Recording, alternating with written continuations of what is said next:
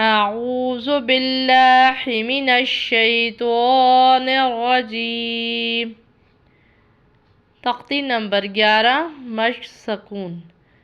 بسم اللہ الرحمن الرحیم۔ مشق سکون یعنی جزم والی تختی یا مشق۔ آج ہم اس تختی کا 45واں ورڈ یا 45واں لفظ پڑھیں گے۔ سب سے پہلے اس علامت کو سمجھ لیتے ہیں۔ اس علامت کو جزم کہتے ہیں۔ یہ جس حرف کے اوپر ہوتی ہے اس حرف کو ہم ساکن کر دیتے ہیں، اور وہ حرف ہمیشہ ایک بار پڑھا جاتا ہے پچھلے والے حرف کے ساتھ ملا کر یا جوڑ کر۔ دوسرا رول ہوتا ہے حروف قلقلہ کا۔ حروف قلقلہ 5 ہوتے ہیں: با، جیم، دال، تو، قاف۔ یہ حروف جس وقت ساکن ہوں تب ان کو قلقلہ کر کے پڑھا جاتا ہے۔ قلقلہ کر کے پڑھنے کا مطلب ہے تھوڑا سا ہلا کر یا جنبش دے کے پڑھا جائے۔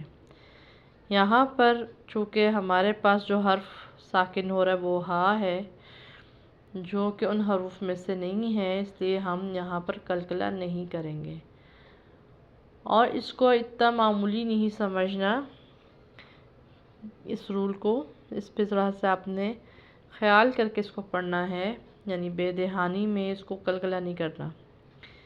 یا پڑی زبر ہا ساکن یا، دال پڑی زیر یا ساکن دی، یا دی۔ دال کے نیچے زیر ہے، آگے یا ساکن ہے۔ حروف مدہ کے رول سے جب حرف کے نیچے زیر ہو اور اگلا حرف یا ہو اور وہ ساکن ہو تو اس کو ایک الف کے برابر لمبا کر کے یا کھینچ کر پڑھتے ہیں۔ یا دی۔ آسان لفظ ہے، پریکٹس کریں، جلد آ جائے گا۔